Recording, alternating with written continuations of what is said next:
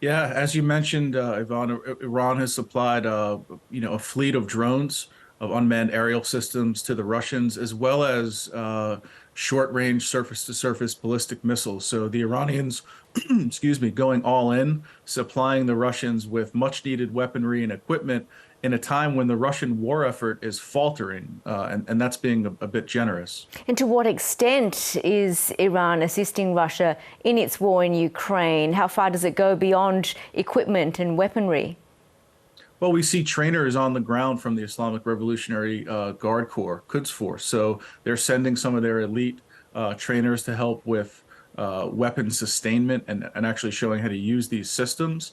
I think Iran, in many ways, saw what Turkey was doing, providing drones to a range of actors across the world, and in some ways felt envious and thought, maybe we could do that too. Iran doesn't necessarily want the world to know about the support it's providing Russia, though. What problems could it be creating for itself? Well, I think at this point, if you look at who the Russians are dealing with, they're dealing with North Korea for artillery and ammunition. They're dealing with Iran. It's become a rogues gallery of nations that are kind of lumped together that have few other options. And I think you're right. The Iranians at first tried to play coy about what they were providing, if anything. At this point, they've been exposed, and they're now trying to position themselves as a country with influence beyond the Middle East and kind of show that, they're in the conversation for what we call great power competition. Importantly, Colin, domestically, how is the support it's providing Russia being seen? That's a great question.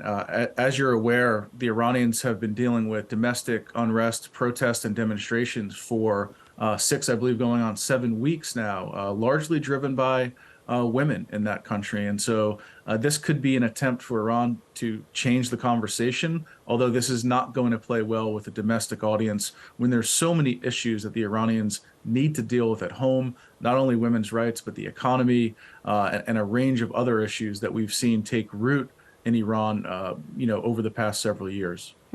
Meanwhile, Ukraine has accused Iran and Russia of nuclear collaboration. What evidence is there of this? What do we know? Yeah, that's a great question. I think, we know the Iranians and the Russians have been cooperating more closely than ever. That's not necessarily beyond the pale, although I personally would like to see a little bit more evidence there. To me, to go back to the great power question, I think what this shows is that the Russians shouldn't even be in that conversation. This isn't a true great power. They're now, to me, a second-tier power. Having to rely on Iran for military support, training, and equipment is proof that, again, things are not going well for Moscow at the moment. And could Tehran be punished with further nuclear-related sanctions over its involvement in the war? What might the repercussions be in this respect?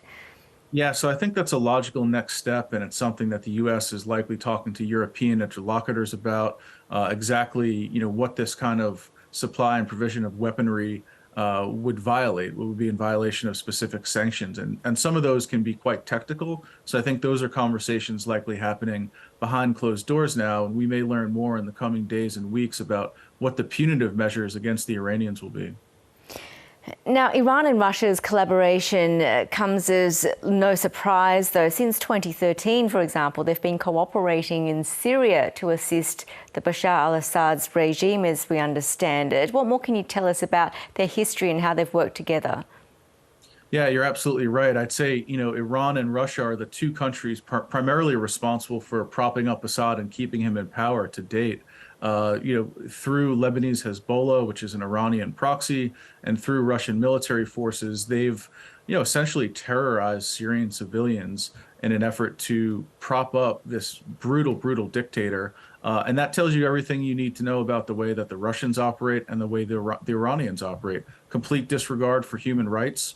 And they see, the means as justifying the ends in this case. So we should expect further, I think, kind of, scorched earth tactics from both of these countries. And just lastly, Colin, we do want to find out, do you think Iranian support is enough to change Moscow's outcomes on the battlefield in Ukraine over the coming weeks or months? No, I don't. I think, it's not likely to make a qualitative difference in the end, although what it will do is kill untold numbers of Ukrainian civilians between now and then, and could very well contribute to war crimes and crimes against humanity. So I think the Iranians should know exactly what they're signing up for here. Colin P. Clarke, great to talk. Thanks so much for your time.